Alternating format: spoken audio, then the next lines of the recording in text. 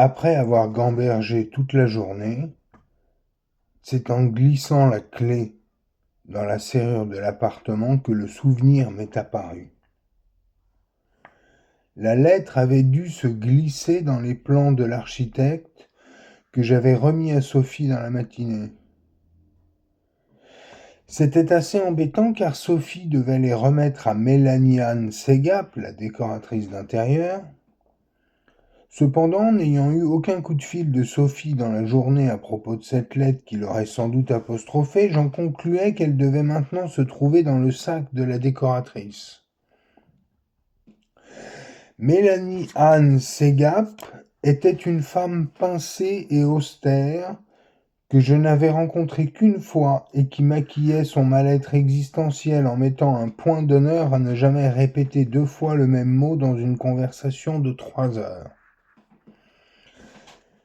Elle avait une certaine réputation dans le milieu des décorateurs, mais pas tant pour son travail que pour le fait qu'elle était mariée avec un éminent responsable de la direction centrale du renseignement intérieur, DCRI, un certain Ange Ségap.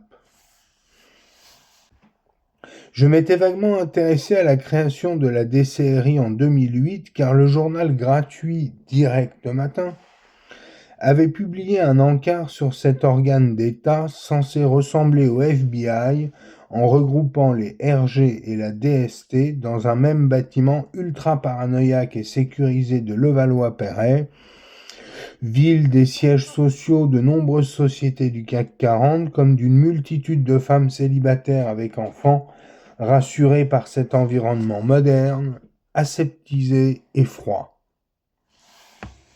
Je m'étais même rendu un jour au 84 rue de Villiers, à Levallois-Perret, pour admirer les fameuses prouesses françaises en matière d'architecture policière high-tech. L'ensemble était cependant surprenant. Les différents services, terrorisme, technologie du renseignement, subversion violente, contre-espionnage et affaires internationales, se répartissaient sur 4 étages aveugles et imposants. Le dernier étage était le plus mystérieux car bien qu'il soit moins haut que les autres, il était strictement noir et formait ainsi une frise angoissante tout autour du bâtiment. Ce genre de mise en scène architecturale est souvent indispensable pour justifier l'efficacité d'un service alimenté par l'impôt des citoyens. Ce qui m'avait le plus interpellé au moment de l'annonce de la création de la DCRI, c'était la création d'un nouveau fichier appelé Christina. Centralisation du renseignement intérieur pour la sécurité du territoire et des intérêts nationaux. Ce fichier regroupe les données des RG et de la DST. Il contient des informations sur les personnes surveillées, de même que sur leurs proches et familles. Il est classé secret défense et aucun citoyen n'y a accès. Au fur et à mesure que ces éléments sur la DCRI me revenaient en mémoire, les discours terribles de Manuel à propos des États occidentaux qui bâillonnent les phénomènes extraterrestres refaisaient également surface et j'étais du coup abasourdi par cette lamentable méprise et ce concours de circonstances qui faisait que cette lettre avait toutes les chances de finir sur le bureau de l'un des chefs de la sûreté du territoire, à Levallois-Perret. Je décidai donc de prendre le taureau par les cornes et d'appeler sur-le-champ cette étrange Mélanie-Anne Ségap en improvisant sur le vif une excuse pour qu'elle me restitue les fameux plans. Son numéro se trouvait sur le frigidaire, car Sophie l'appelait souvent, si souvent que j'avais l'impression qu'elles étaient presque devenues amies. Au bout de 2 sonneries, j'ai entendu la voix étroite de cette décoratrice me dire « Mélanie-Anne Ségap, j'écoute ?» Je décidai d'aller droit au but et je rétorquai du tac au tac. « Oui, bonjour Mélanie, c'est Gérard, l'ami de Sophie.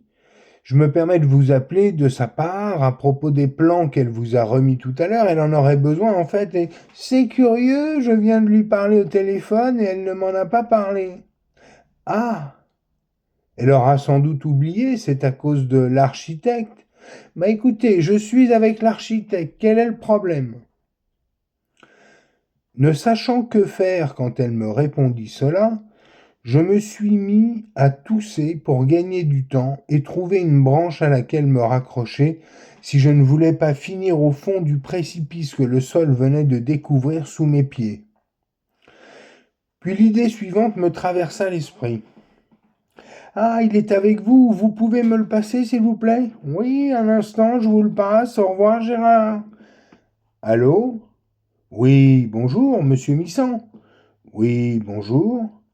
Bonjour monsieur, c'est Gérard Legadec à l'appareil. Je suis l'ami de Sophie et c'est à propos des plans de la boutique. Oui. C'est un petit peu gênant, mais je crois qu'en tant qu'homme, vous me comprendrez. Pardon, je ne comprends pas très bien. De quoi s'agit-il? Alors voilà, j'ai noté un numéro de téléphone sur ces plans. Le numéro importe peu, mais il y a à côté de ce numéro un prénom de femme évocateur du genre Sandy ou Cindy, si vous voyez ce que je veux dire. Pas tout à fait, mais continuez.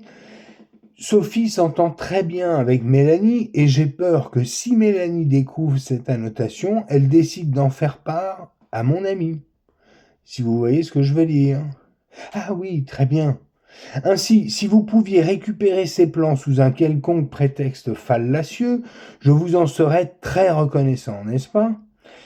Parfaitement, parfaitement. Eh bien, c'est entendu, je m'en occupe et je vous rappelle. Mille merci, monsieur Missan, mille merci, au revoir. C'est ça, au revoir, monsieur. Monsieur Missan était un architecte d'une soixantaine d'années, vraisemblablement rompu à 40 années de vie bourgeoise, et j'avais vu juste avec cette idée de numéro de téléphone au prénom américain. Les hommes connaissent la colère des femmes et tendent à perpétuellement l'éviter pour eux, mais également pour les autres. Cet homme était parfaitement éduqué et je l'imaginais très bien récupérer les plans sans même oser les feuilleter pour y voir ce soi-disant numéro, ni donc cette fameuse lettre voyageuse, il était la discrétion même. Soulagé par la perspective de recouvrer mon bien, j'ai commencé à regarder distraitement la rediffusion d'un reportage qui parlait de l'architecture de Dubaï, ville ressemblant à un nid de frelons asiatiques en plein désert qui croissait de jour en jour pour la plus grande gloire d'un capitalisme hard sous antidépresseur. J'ai fini par m'endormir quand une gifle monumentale me réveilla brutalement.